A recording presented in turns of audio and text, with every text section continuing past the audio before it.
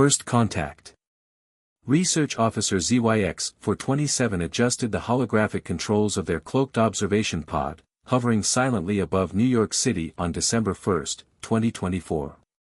The Galactic Anthropological Research Division had assigned them to study Earth's peculiar behavioral patterns, and something extraordinary was beginning to unfold below. Central, are you recording this? Zyx-427's antenna twitched with excitement as they watched the streets below transform. The humans are exhibiting unprecedented mass behavioral changes. They're installing artificial illumination everywhere, and their commercial centers are being modified with red and green chromatic schemes. Back on the mothership, Research Director Quan 8 reviewed the incoming data streams with growing fascination. The massive vessel, hidden behind Earth's moon, served as the base for their covert observation mission of humanity. Confirmed, Officer Zyx-427. Continue monitoring. These changes appear to be synchronized across multiple global regions. What the aliens didn't realize was that their perfect cloaking technology had one tiny flaw: it produced a slight shimmer in the air that looked exactly like heat waves rising from hot pavement. Most humans dismissed it as nothing unusual, except for one, Dr. Sarah Chen, an atmospheric physicist at Columbia University, who had noticed the anomaly repeatedly appearing above various parts of the city. Sarah sat in her cramped university office, surrounded by monitors displaying atmospheric data. Her colleague, Dr. James Rodriguez, leaned against her desk, sipping coffee from a mug decorated with quantum physics equations. "James, look at this." Sarah pointed to a thermal imaging scan. "These heat signature patterns are impossible. They're moving against the wind currents, and they're appearing at altitudes where the temperature should be below freezing." James adjusted his glasses, frowning at the screen. "Could be equipment malfunction. We've been pulling some long hours getting ready for the holiday break." "No, I've checked multiple sensors. And there's something else." Sarah pulled up another window showing radio frequency readings. "I'm picking up extremely faint signals in a frequency range we've never recorded before. They spike whenever these anomalies appear." Meanwhile, aboard the observation pod, Zyx-427 was documenting the curious behavior of humans entering various buildings they identified as retail establishments. Their species had long ago evolved beyond the need for physical objects, transitioning to energy-based forms of exchange. The concept of shopping was fascinating to them. Central, the humans appear to be engaging in mass acquisition rituals. They're exchanging currency for objects wrapped in decorative materials. Many are carrying these objects while displaying elevated emotional states. Their facial muscles are contracted in what our database identifies as smiles. Director Quan 8's response came through their neural link. Of particular interest is the recurring image of an oversized humanoid in red and white attire. Our cultural database has no reference for this figure, yet it appears to hold significant importance in this behavioral shift. Sarah, meanwhile, had decided to follow her scientific instincts. She'd created a mobile version of her detection equipment and began tracking the atmospheric anomalies across the city. The pattern was clear: these heat waves were particularly concentrated around areas with heavy Christmas preparations. As she walked through Bryant Park's Winter Village, her equipment began picking up the strongest readings yet. Above the holiday market, the air shimmered more noticeably than usual. Sarah pretended to be browsing the stalls while discreetly adjusting her sensors.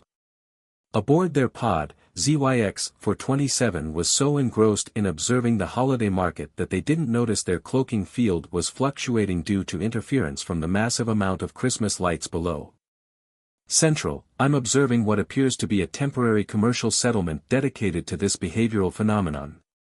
Humans are consuming heated liquids, engaging in recreational ice sliding, and exchanging small tokens.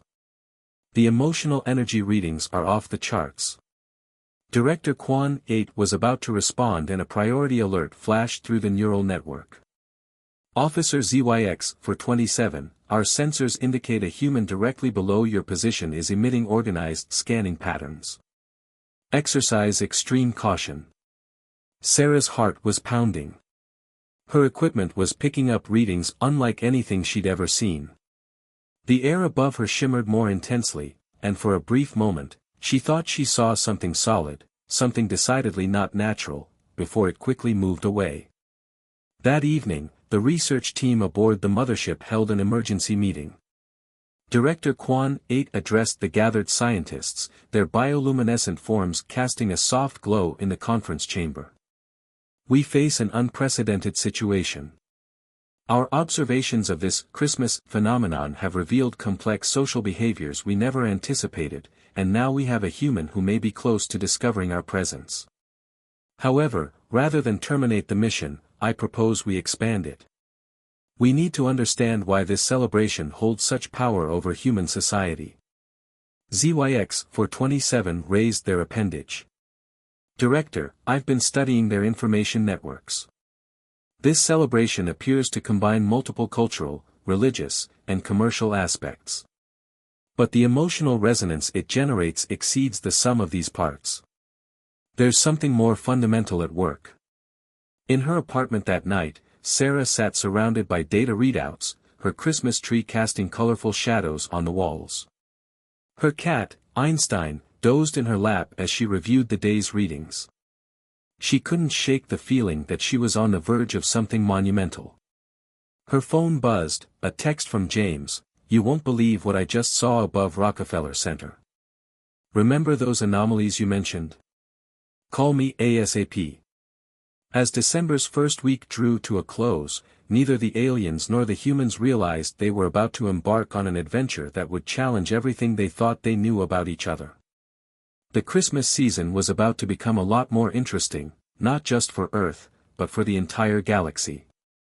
The observation pod's log entry for that day concluded with a note from Zyx-427, "Most peculiar development, humans appear to be anticipating something.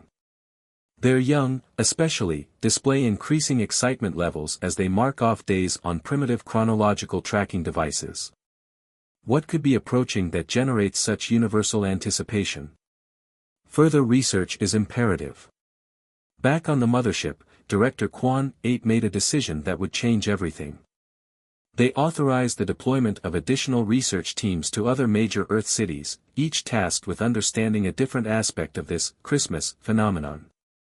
As the ships deployed, they had no way of knowing that their increased presence would make them harder to hide, or that Dr. Sarah Chen wasn't the only human who had begun to notice something strange in the winter sky. The stage was set for a holiday season unlike any in human history. As Christmas lights twinkled below, they were matched by the subtle shimmer of cloaked alien vessels above, each filled with beings trying to understand why humans would spend so much time, energy, and resources on a celebration that seemed to transform their entire world for a few weeks each year. Little did they know, the true magic of Christmas was about to teach them lessons they never expected to learn, about humanity, about themselves, and about the universal connections that transcend the barriers between species and worlds. The investigation deepens. As the second week of December began, the alien research teams found themselves increasingly puzzled by the complexity of human Christmas traditions. In London, Research Officer Zyx-891 was having particular difficulty understanding the concept of pantomimes. Central, I'm observing humans of various ages gathering to watch other humans pretend to be animals, mythical creatures, and gender-swapped characters while participating in synchronized sound production they call singing. The audience responds with phrases that seem to have no logical connection to the events on stage. They shout, "He's behind you," when the character in question is clearly visible to all. In her cramped flat near King's Cross, Training Officer Maya Patel of the British Museum's Archaeological Department was preparing for her annual Christmas lecture series. This year's topic, Ancient Midwinter Celebrations and Their Modern Evolution. As she organized her slides, she noticed something odd in one of her recent photographs from Stonehenge, a familiar heatwave distortion that shouldn't have been present in the winter cold. Meanwhile, in New York, Sarah Chen had convinced James Rodriguez to help her expand her investigation. They'd set up a network of sensors across Manhattan, disguised as Christmas decorations. The data they were collecting was extraordinary, showing patterns of movement that defied conventional physics. Aboard the mothership, Director Quan 8 received reports from research teams around the world. The humans appear to have multiple, often contradictory versions of their Christmas origin story, they noted in their log. Yet rather than causing conflict, this multiplicity seems to enhance the celebration's universal appeal. Most fascinating. In Vatican City, Research Officer Zyx-427 was attempting to understand the religious aspects of the holiday.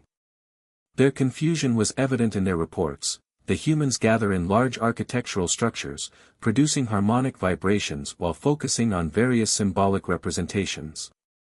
The emotional output during these gatherings is intense, yet peaceful. It seems to transcend their usual tribal divisions. Father Giuseppe Romano, leading midnight mass preparations at St. Peter's Basilica, had begun to notice something unusual about the way the candlelight behaved in certain areas of the church. Sometimes, the flames would flicker in response to movements that couldn't be explained by drafts or human activity. In Tokyo, Research Officer Zyx-427 was documenting an unexpected adaptation of Christmas traditions. Central, the humans here have modified the celebration to create something entirely new. They've maintained certain external elements while imbuing them with local cultural significance. Of particular interest is their tradition of consuming a specific food item from an establishment called KFC on December 24. Dr. Sakura Tanaka, a cultural anthropologist at Waseda University, had been working late, studying the globalization of Christmas traditions, when she noticed strange patterns in global satellite imagery. The nighttime Christmas illuminations of major cities seemed to be causing unusual atmospheric effects that her colleagues dismissed as equipment glitteration. Back in New York, Sarah and James had made a breakthrough. By correlating their sensor data with global weather patterns, they'd identified what appeared to be a network of artificially maintained atmospheric corridors crisscrossing the planet. "Look at this," Sarah pointed to her monitor, where a 3D model showed the patterns. "Whatever these things are, they're coordinating their movements. This isn't random atmospheric phenomenon, this is intelligent behavior." James nodded, his face illuminated by the screen's glow. "But what are they observing? Why now? Why Christmas?" Above them, Zyx-427 was recording their conversation with growing concern. "Central, we have a situation. The humans are not only aware of our presence, they're beginning to understand our observation patterns."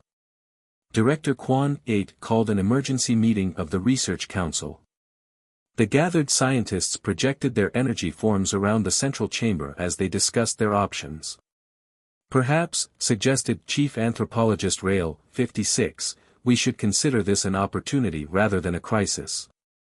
These humans have discovered us through their celebration of knowledge and wonder, qualities that seem intrinsically linked to their Christmas tradition." In London, Maya had connected with Sakura online, and they'd begun sharing their observations. Soon, they were in contact with Sarah and James, and a global network of researchers began to form, all of them tracking the mysterious phenomena in their skies. Father Romano, after noticing more unexplainable occurrences in the basilica, had started researching historical accounts of unusual Christmas phenomena. He found centuries-old manuscripts describing similar atmospheric anomalies, always around the holiday season, but previously attributed to divine manifestations. The alien researchers, monitoring all these developments, found themselves in an unprecedented situation. Their subjects were becoming aware of them, but instead of responding with fear, the humans seemed to be approaching the discovery with curiosity and wonder. In his New York apartment, James was decorating his Christmas tree when he had an epiphany. "Sarah," he called his colleague excitedly, "what if we're not just observing them observing us?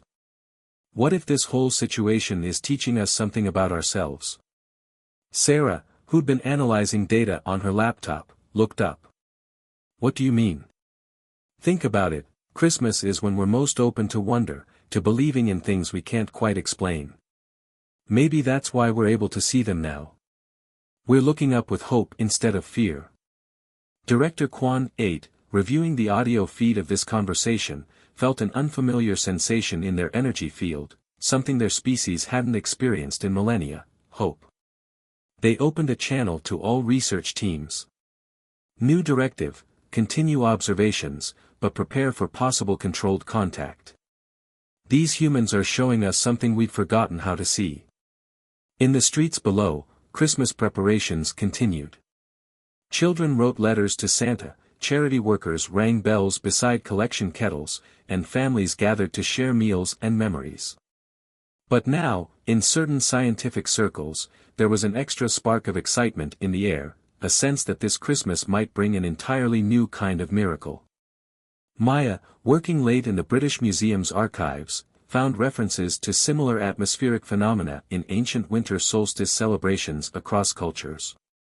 It's as if, she wrote in her notes, humanity has always sensed we weren't alone during these celebrations of light in the darkness. As the second week of December drew to a close, both humans and aliens found themselves on the verge of something unprecedented. The barriers between them were beginning to fade, not through advanced technology or official protocols, but through the simple power of shared wonder and celebration. Zyx-427, observing a group of children singing carols in Central Park, made a note in their personal log: perhaps the real question isn't why humans celebrate Christmas, but how they've managed to create a celebration that transcends their differences and makes them look skyward with hope. We came to study them, but we may be the ones receiving an education. The heart of the season. Research Officer Zyx-427 was experiencing something unprecedented: an emotion. Their species had evolved beyond such primitive responses millennia ago, yet watching a small human child help an elderly woman carry her Christmas packages across a snowy street had triggered an unexpected warmth in their central consciousness. Central, they transmitted, their usually steady signal wavering slightly: I require immediate consultation with our psychological analysis team. I appear to be experiencing a malfunction in my neural processors. In their observation pod above New York City, Zyx-427 reviewed their recent recordings, trying to understand what had changed. The scene replayed on their holographic display: the child, no more than 7 Earth years old, had noticed the elderly woman struggling with her bags outside a toy store. Without hesitation, she'd run to help, her small boots leaving tracks in the fresh snow. The woman's surprised smile, the child's innocent joy in helping, something about this simple interaction had bypassed all of Zyx-427's scientific detachment. Director Quan 8's response came through the neural link: you're not the only one, officer. We're receiving similar reports from research teams worldwide. Something about this Christmas spirit appears to be reactivating dormant emotional circuits in our species. Meanwhile, in a small apartment in Queens, 8-year-old Lucy Martinez was excitedly telling her mother about her good deed. "Mama, you should have seen how happy she was. And guess what? She told me she's buying presents for kids at the children's hospital who can't go home for Christmas." Maria Martinez listened to her daughter while preparing dinner, her heart swelling with pride. As a nurse at the local children's hospital, she knew exactly how much those gifts would mean to her young patients. What she didn't know was that her daughter's simple act of kindness had just triggered a chain reaction that would reach far beyond Earth. On the mothership, the alien scientists had gathered for an emergency conference. Their energy forms pulsed with unusual intensity as they shared their observations. Chief Emotional Archaeologist Helm, 92, addressed the assembly: "Our ancestors' records speak of a time before we evolved beyond emotions, when our species also celebrated communal gatherings. We thought we'd progressed by moving past such things, but watching these humans." Their energy field flickered with uncertainty. In London, Maya Patel had made another breakthrough. While studying ancient midwinter celebrations, she discovered a pattern: across cultures and millennia, humans had consistently reported feeling a particular kind of openness and connection during these festivals. She quickly arranged a video call with Sarah Chen and their growing network of researchers. "Look at these accounts," Maya explained, sharing her screen. From ancient Saturnalia to medieval Christmas courts to modern celebrations, they all describe a period when normal social barriers break down and people connect on a deeper level. It's not just about the religious or commercial aspects, there's something more fundamental happening. Sarah nodded, adding, and our atmospheric readings spike whenever we record instances of genuine human connection. It's as if something is responding to our capacity for empathy, James Rodriguez finished, joining the call from his lab at Columbia. Above them, Zyx-427 was recording every word, their own consciousness resonating with a new understanding. They opened a private channel to Director Quan. 8, Sir, I believe we've been asking the wrong question. Instead of analyzing why humans celebrate Christmas, we should be studying how they've preserved something our species lost. In Tokyo, Dr. Sakura Tanaka was observing a unique phenomenon at a local community center. A group of international students, unable to return home for the holidays, had organized a multicultural Christmas celebration. She watched as people from dozens of countries shared their holiday traditions, each bringing a piece of their home to this makeshift family. Research Officer Zyx-427, monitoring the same event, transmitted with unusual intensity, Central, these humans are demonstrating an extraordinary ability to create connection across their cultural divisions. The emotional energy generated is exceeding all previous measurements. At the Vatican, Father Romano had begun incorporating his observations of the mysterious phenomena into his homilies, though not in the way his listeners might have expected. The mystery of Christmas, he told his congregation, is not just in its divine origins, but in its power to make us look both inward and outward, to recognize the divine spark in ourselves and in every being we encounter. In her hospital ward, Maria Martinez was organizing the annual Christmas party for her young patients when she noticed something strange. The children, especially those who had been in the hospital longest, kept pointing to the windows, talking about beautiful lights in the sky that the adults couldn't quite see. Lucy, visiting her mother at work, sparked another breakthrough when she asked an innocent question, "Mama, why do the lights dance more when everyone is happy?" Sarah Chen, who had begun volunteering at the hospital to expand her research, overheard this and quickly checked her instruments. The readings confirmed it, the alien presence was most visible and active during moments of genuine human connection and compassion. On the mothership, Director Quan. 8 made an unprecedented decision. All research teams, new protocol, instead of merely observing, you are to document your own emotional responses to these events. We appear to be undergoing an evolutionary reversal, or perhaps, a remembering. The alien scientists, trained to maintain absolute objectivity, found themselves struggling with this new directive. Yet as they watched humans reaching out to each other across all divides during the Christmas season, something long dormant began to stir in their consciousness. In her apartment, Sarah sat reviewing her data when she realized something that changed everything. The atmospheric disturbances weren't just signs of alien presence, they were reactions. The more humanity displayed its capacity for connection and compassion, the more these beings became visible to us. They're not just studying Christmas, she told James over the phone, her voice trembling with excitement. They're being changed by it. And maybe that's what Christmas has always been about. Not just human connection, but universal connection. As the third week of December progressed, more children around the world began reporting seeing beautiful lights in the sky. Adults dismissed it as holiday excitement, but Lucy Martinez knew better. During her daily visits to help at the hospital, she noticed that the lights seemed brightest when people were showing kindness to each other. Zyx-427, watching Lucy point out the lights to her mother, made a personal log entry, "The humans have a saying, through the eyes of a child." Perhaps we need to learn to see not just with our advanced sensory processors, but with that simple, open wonder that children possess. They look at the sky and don't just see what is there, they see what could be. The alien researcher paused, then added something unprecedented in their centuries of service, "I find myself, hoping, that we are worthy of their vision." The awakening. December 20th arrived with an unexpected snowstorm that blanketed New York City in white. But Research Officer Zyx-427 was less interested in the meteorological event than in the human responses to it. Their observation pod hovered above Central Park, recording as strangers helped push stuck cars, shared umbrellas, and worked together to clear sidewalks. Central, they transmitted, "I'm observing something remarkable. The adverse weather conditions aren't creating conflict as our behavioral models would predict. Instead, they're catalyzing cooperation between humans who would normally ignore each other." But Director Kwan 8 had more pressing concerns. The emotional awakening spreading through the research teams had reached a critical point. More and more of their scientists were reporting the return of feelings, memories, and sensations their species had engineered away eons ago. In the mothership's central chamber, the gathered scientists' energy forms flickered with unprecedented variations, the equivalent of facial expressions in their species.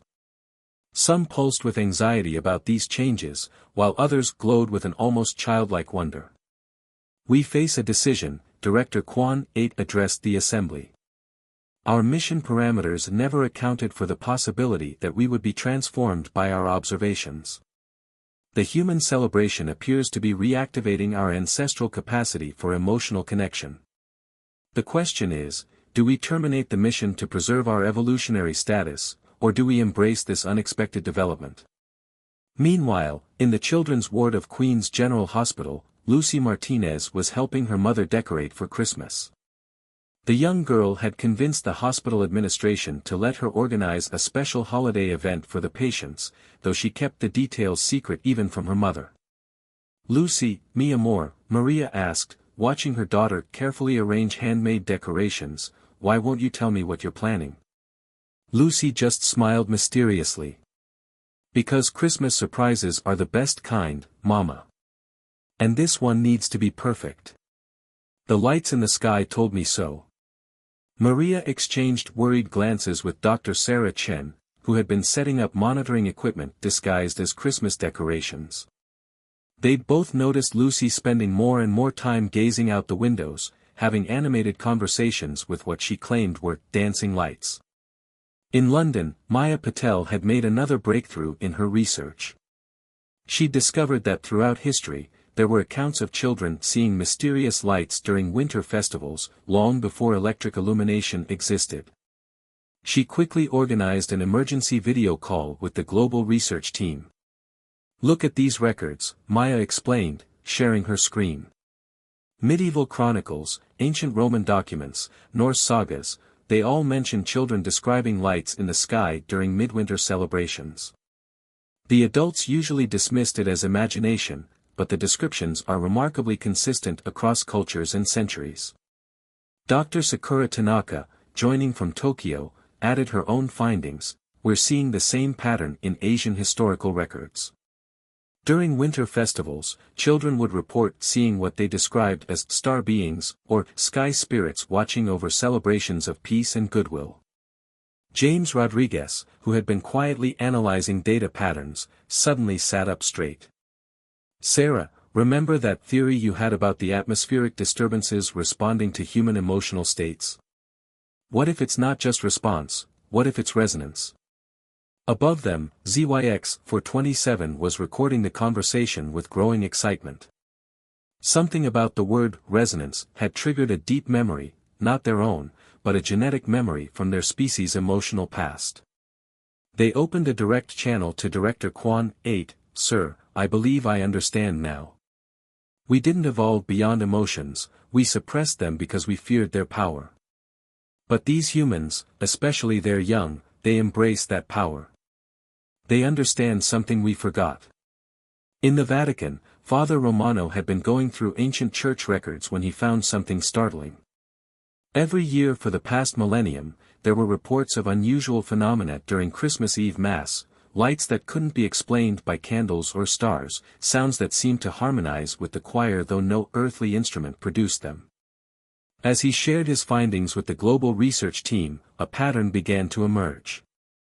The mysterious phenomena weren't just random appearances, they seemed to be attempts at connection, growing stronger whenever humans demonstrated universal love and compassion. On the mothership, the emotional awakening had reached a tipping point. Young researcher Loon, 15, speaking out of turn, voiced what many had begun to feel: what if our ancestors were wrong? What if evolution isn't about transcending emotions, but about learning to channel them wisely? The chamber erupted in discussion, their energy forms creating a spectacular light show that, ironically, was visible to children in hospitals, orphanages, and homes around the world. Lucy Martinez, watching from her hospital window, smiled knowingly. Sarah Chen's monitoring equipment was registering unprecedented readings. The alien presence was becoming more visible, but not because of any change in their technology. Something about the approaching Christmas Eve seemed to be thinning the barriers between species, between heart and mind, between what was lost and what could be regained. In her lab at Columbia, Sarah stared at her screens in amazement. "James, look at this. The energy patterns, they're starting to synchronize with human brainwaves during moments of joy and compassion. It's like they're remembering how to feel," James finished, watching the patterns pulse in harmony with the Christmas music playing in the background. Lucy's secret project was finally ready. She had arranged for children from around the world to join a virtual Christmas carol concert, connecting young patients from hospitals across the globe. As they began to sing, something extraordinary happened. The alien observers, watching through their various cloaked devices, felt an overwhelming response. Their emotional awakening, building for weeks, reached a crescendo as the children's voices joined in harmony. The songs weren't just sound, they were pure expressions of hope, love, and connection. Zyx-427, overwhelmed by the response, made a decision that would change everything. Breaking all protocols, they adjusted their cloaking field to respond to the music, creating subtle lights that danced in harmony with the children's voices. Other research officers around the world, feeling the same overwhelming emotion, followed suit. Soon, the skies above hospitals worldwide were filled with dancing lights that only the children could fully see, a cosmic light show synchronized to the music of their innocent hearts. Director Quan 8, watching the events unfold, received countless emergency transmissions from concerned scientists. But as they observed the joy on the children's faces and felt the echo of that joy in their own awakening consciousness, they made a historic decision. All research teams, they broadcasted, prepare for the next phase. Tomorrow is Christmas Eve. And perhaps, after millennia of watching and waiting, it's time for us to truly understand why humans celebrate this season of wonder. As the day drew to a close, Lucy Martinez stood at her window, watching the lights dance above the hospital. "See, Mama," she whispered to her mother, who could now, just barely, begin to see the faintest shimmer in the sky. Christmas magic is real. It just needs us to believe in connection first. Above them, Zyx-427 made their final log entry for the day. "Tomorrow, everything changes. We came to study a human celebration, but we're about to become part of it. The greatest gift of Christmas isn't in any box or bag, it's the power to awaken hearts, even hearts that forgot how to feel." The stage was set for a Christmas Eve that would be remembered not just on Earth, but across the galaxy. As humans slept that night, the alien observers prepared for their own holiday miracle, the revival of their species' capacity for love, wonder, and connection. They had discovered that Christmas wasn't just a human celebration, it was a universal invitation to open one's heart to the magic of being truly alive. The universal gift. Christmas Eve dawned with a sense of anticipation that seemed to vibrate in the very air. In orbit above Earth, the alien mothership hummed with unprecedented activity. Director Quan 8's decision had set in motion events that would forever change two civilizations. All research teams, the director broadcasted, their energy formed glowing with newly embraced emotion. "Today we implement protocol revelation. For the first time in our species' history, we will deliberately make ourselves visible to humans, but only to those who are ready to see us. Let the children guide the way."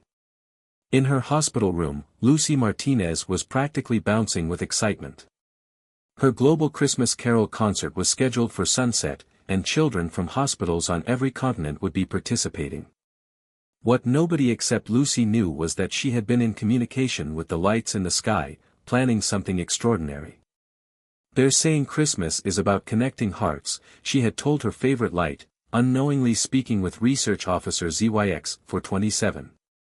So we should connect all the hearts, shouldn't we? Sarah Chen and James Rodriguez had arrived early at the hospital, their monitoring equipment showing unprecedented readings. The alien presence was stronger than ever, but something was different. The energy signatures were changing, becoming more harmonious with human biological rhythms. It's like they're adapting to us, Sarah murmured, studying her screens. Or remembering something they used to know. Around the world, the alien research teams were making final preparations. In London, Maya Patel watched in amazement as her instruments recorded a subtle shift in the fabric of reality itself. In Tokyo, Dr. Sakura Tanaka observed as children in local hospitals began describing the lights in the sky with increasing clarity. Father Romano, preparing for Christmas Eve Mass at St. Peter's Basilica, felt a presence he couldn't explain, as if the very air was alive with anticipation. The ancient walls seemed to pulse with a gentle luminescence that reminded him of stories in the church's oldest records. As sunset approached, Lucy's global concert began. Children's voices rose in harmony from hospitals around the world, singing traditional carols in multiple languages. But as they sang, something magical started to happen. The aliens, led by Zyx-427's example, began to synchronize their energy fields with the music. Their usually invisible presence transformed into shimmering auroras of color that danced in rhythm with the children's voices. Adults watching the concert via video feed saw only subtle atmospheric effects, but the children, they saw everything. "Look!" Lucy cried out, pointing to the window. "They're dancing with us." Maria Martinez, watching her daughter, gasped as she began to see it too, faint at first, then with increasing clarity. The sky above the hospital was alive with lights that moved with purpose and intelligence, creating patterns of indescribable beauty. On the mothership, Director Kwan 8 felt something they hadn't experienced in millennia: tears. Not physical tears, but the emotional essence that their species had once known, before they chose logic over feeling. Through the neural network, they sensed similar responses from their entire crew. "We thought we were coming to study them," the director transmitted. "But we were really coming to find ourselves." As the concert continued, more adults began to see what the children had always been able to see. The aliens' presence became visible to those whose hearts were open to wonder, who were willing to believe in something beyond their ordinary understanding. Sarah's instruments were going haywire, but she hardly noticed. She was too captivated by the sight above the hospital, beings of pure energy, dancing with the joy of rediscovery. James stood beside her, his scientific skepticism forgotten in the face of undeniable magic.